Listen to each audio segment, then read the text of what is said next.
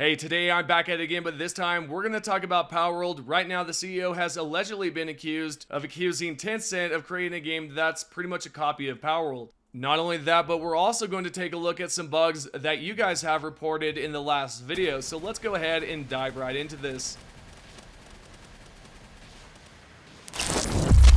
Let's begin by discussing this weird situation going on with Tencent and Palworld. What we know already is that about a month ago, Tencent did confirm that they are working on a game that is inspired by Palworld. And surprisingly enough, the trailer was just revealed about 2 days ago. And Pocketpair's CEO had this to say in response to the video. Tencent is already making a Palworld clone game. In China, various companies are simultaneously developing mobile clones of Palworld, and the budget scale is about 10 billion yen, 10 times that of Palworld, ... It looks like there will be a ton of Genshin quality monsters or girl breeding games released next year, ... Amazing times. Then the CEO continued on to reply to another user saying, Flying Gorilla is also really funny. I can tell that they've done a lot of research into high quality games, so it makes me laugh. Then IGN decided to report on this by saying, the CEO of Pocketpair has accused Chinese game companies of making Palworld clones and said that their budgets are 10 times larger than Palworld. And the CEO over at Pocketpair had this to say in response to IGN's post. To accuse someone of something means they are doing something wrong. I don't think what Tencent is doing is wrong. I'm proud that other companies want to make games like Palworld. The industry historically innovates when we borrow ideas from games we love. I'm surprised that many high-quality mobile games are already in development.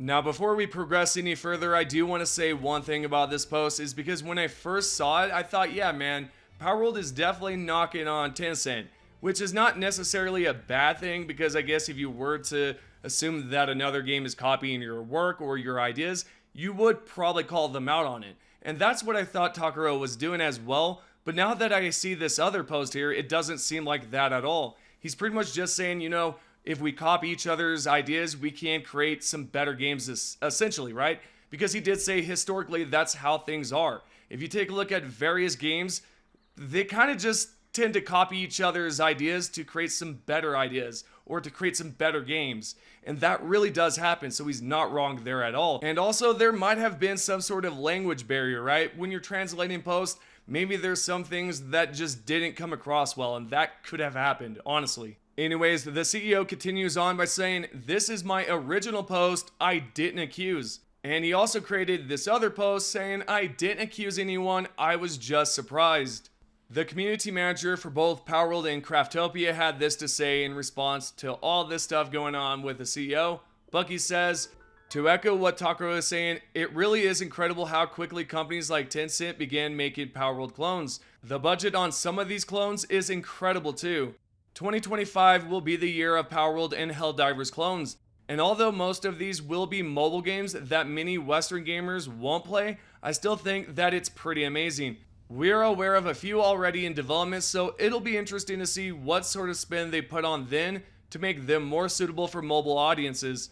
Now the real question is, who will be the first company to make a Palworld mobile clone where the gacha is cute girls instead of monsters? I'm sure someone is working on it. Okay, before I do comment on what he had said at the beginning, the last part definitely got me. Is he talking about creating a pregnancy game that essentially we're able to pop out some babies and then be like, hey man, if you're age 1 or age 2, you're going to the cobalt mines and you're going to start mining away for the rest of your life. Is that what he's implying? If so, man, that sounds like an incredible game. And so yeah, I'm sure there is someone out there that is going to create that game. But jokes aside, I'm sure that's not what Bucky was implying. Anyways, I do not believe Takuro meant any harm when he did create this post, but I think it was taken out of context quite a lot. Personally, I would like to know your guys' opinions on this. What do you think about this situation? Do you think it's weird? Do you think Takuro meant any harm on it? Let me know your thoughts down below. Continuing on, we are now going to talk about some bugs in the latest Palworld update. This right here comes from a user named Omaya. If I am saying that correctly, I'm probably not. This is what this user had to say. My pals will not work unless I stand there watching them. I want them to work when I am not in render distance. I thought for a while they were, but they've gone back to me having to stand there or they don't move. Is this a glitch or intended to cut down on lag? The answer to that is absolutely no. I do not believe this right here is actually supposed to happen, because when I'm in game, at least on PC, I can actually see all of my pals working and everything is perfectly fine. If any of you are on Xbox, could you let me know down below if you have been experiencing this issue as of late? There's also another huge problem going on right now that has been going on for months now, and that is dungeons. A lot of you have been informing me about this each time I upload a video, and I thought I would include those comments as well as talk about it in general. For those unaware, what's going on right now is that if you're on Xbox and you enter inside of a dungeon, most likely the game will crash and you will have to restart the game. There was quite a few comments last time. For example, some can be found right here. I just want my game to not crash as soon as I enter the game, Xbox One. Then another user by the name of Dark Knight had this to say: my Xbox updated roughly about 8 in the morning, Central Time this morning, and honestly, I just want some dungeons that I'll actually be able to go through, because the last time I played, I still have not been able to go through any of the dungeons whatsoever. And lastly right here, this user at the top named Eternal had this to say: love to see it not crash my Steam Deck after 40 minutes. I'd like to see dungeons work for once.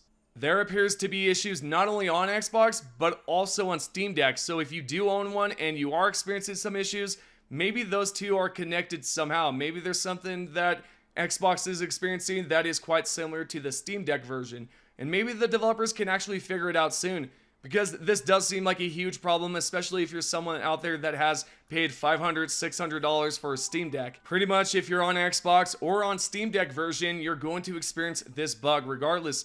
I wasn't aware of that until I saw that comment, and hopefully you guys out there that are experiencing this, maybe there will be some sort of patch this next update that will resolve those issues. And the last bug that I would like to bring up is another dungeon bug, but this one is completely different. What's happening is that once you reach the end, you will automatically fall through the floor. Again, this might be on Xbox, I couldn't tell you, maybe Steam Deck as well, but this is what this user had to say. Dungeon bug. Sometimes I reach an end of the dungeon and I clip out of the floor. I think the devs knew about this bug, since if you clip out of the dungeon to the bottomless void, you teleport back to your nearest base. Someone else replied with: don't stand near the middle tree. That floor underneath it, from what I heard, made of jello. Okay, this right here, I have to test it out on Steam at some point and see if it is broken. But if it is, then that is going to be a spot I am absolutely going to avoid. What I would like to know is if you have experienced some bugs like this, or if you have experienced any unusual bugs that have not been reported. Let me know down below in the comments section. Alright, moving on, we do have to talk about one more thing, and I do have to bring it up because I know some of you have been experiencing some issues with the Bellanoir glitch. A lot of you cannot do this because you do not have a fast flying type of PAL. If that is the case, you can pick up a different PAL, and we'll get into that in just a second. But in order to do this glitch, if you're not too sure how to do it, you need to place down a PAL box. We also want to make sure that we have a flat land like so. Make sure the landscape is pretty flat, because this is going to help out quite a lot when we do use the PAL that we're about to use. Now we do want to place down some wooden stools. You will need to stack them on top of each other. One on the bottom, one at the top. After doing that, you can then place the summoning altar on top of the stool. And once you have placed the altar on top, you can then capture a PAL named Funglo. If I am saying that correctly, okay, Google Translate said it that way, so I'm going to say it that way. I have no clue how to say it, honestly. So with that to the side, we want this PAL because it has an ability called Cloud Tempest. What this skill is going to do is give you a tremendous amount of speed so that you can get out of the way and perform the glitch. Now once you have captured that PAL and you have that skill available, we are going to delete the bottom portion, so delete both of those stools, then place a campfire pit right underneath it. We are going to then throw in a slab into the slot, accept it, then tap C so that you can use the skill. If you do it correctly, this should happen right here. If you end up getting too close to the raid boss, what will happen is she will be triggered and she'll go after you. What I suggest is wait in and out. About 8:35, go over there and attack her, because if you do not attack her, she's only going to give you a dark huge egg. So you will need to attack her, and then she'll give you more than just that. Hope you guys have enjoyed the updated method. If you have any questions, comment down below. Thank you guys so much for the support. If you have not done so, join the Discord, follow me on the Twitter or X. With all that being said, thank you guys once more, and I'll see you all in the next video.